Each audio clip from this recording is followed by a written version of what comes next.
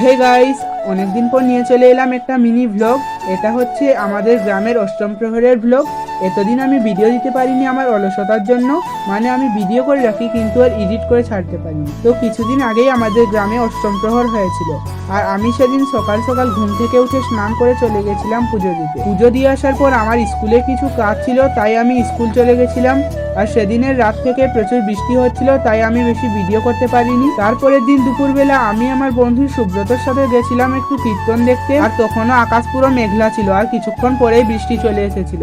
বৃষ্টির মধ্যেই আমরা তাড়াতাড়ি প্রসাদ খেয়ে একটু কীর্তন দেখছিলাম। কীর্তন দেখার পর আমরা একটু খালের দিকে গেছিলাম কতটা জল এসেছে দেখতে, আর গিয়ে দেখি পুরো খাল জলে ভর্তি হয়ে গেছে। রাতের বেলা আমরা গেছিলাম কীর্তন দেখতে, আর এইটা হচ্ছে রাধাকৃষ্ণ ঠাকুরের বিগ্রহ, আর এটা হচ্ছে আমাদের হরিমঞ্চ।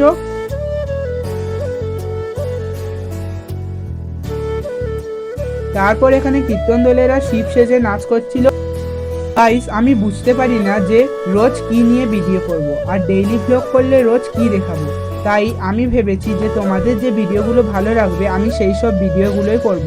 তো তোমরা কমেন্ট করো যে তোমাদের কোন কোন টপিক নিয়ে ভিডিওগুলো ভালো লাগবে। গাইস, আজকের মতো ভিডিওটি এখানেই শেষ করছি। তো বাই বাই।